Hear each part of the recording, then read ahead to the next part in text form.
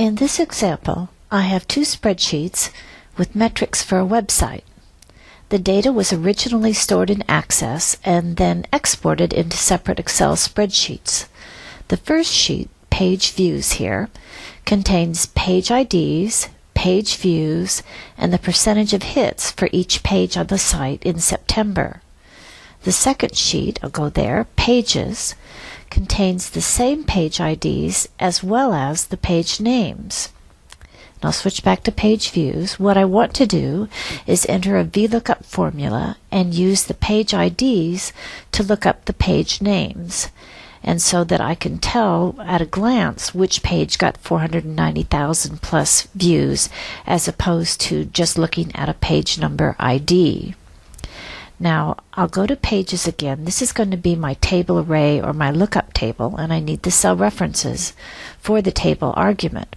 So click here. It starts in cell A2 and go down to the bottom, and it ends in cell B39. And I'll scroll up a bit. While I'm here, I'll also get the column index number argument. As you remember, you start at the left, counting from 1, 1, 2. Page names will be my search results, so the argument will be 2. And I'll click back to page views, and I'm going to type a couple of headings, page IDs, and page names. And next, I'll enter the formula in cell F4. You know, when you don't use a function every day, it's easy to forget its arguments. So I'm going to show you how to let Excel help enter the formula for you. I'll click the Formulas tab here at the top of the ribbon, and I've got a function library with different kinds of books in the library. And here's one that says Lookup and Reference.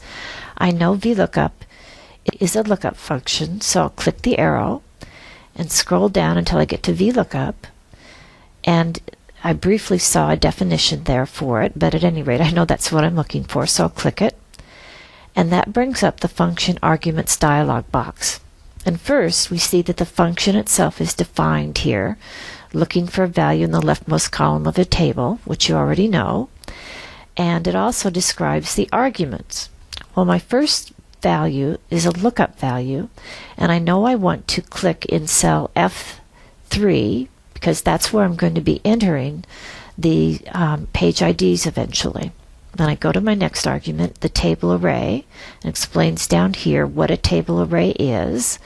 This is also called your lookup table. Well, we know that is on the next spreadsheet called Pages. So I'm going to type Pages in, followed by an exclamation point, which indicates it's a separate page. Then I'll type my cell references, A2 colon B39, and so that describes the entire argument.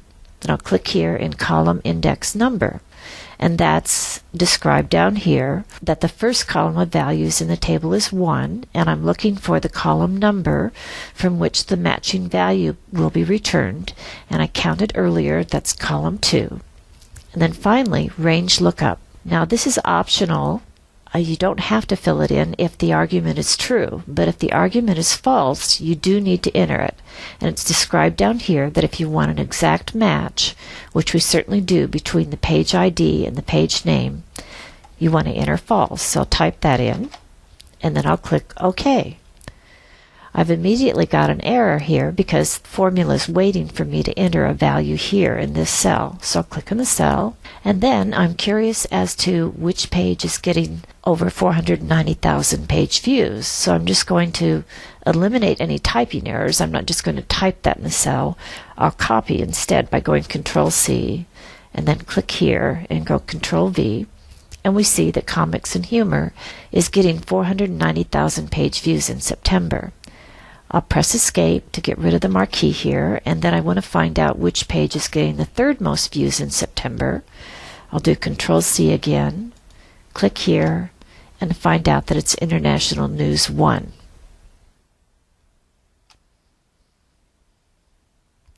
When you think about Vlookup, it might help you to remember how to use it if you describe it to yourself as 3 W's.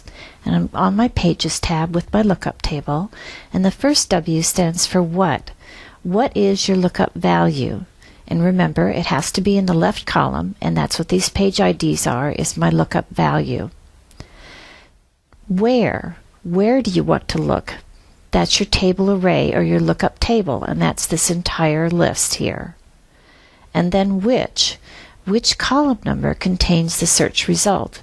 In this example, that's column 2, starting from the left, 1, 2. Up next, when you need to use absolute cell references with Vlookup.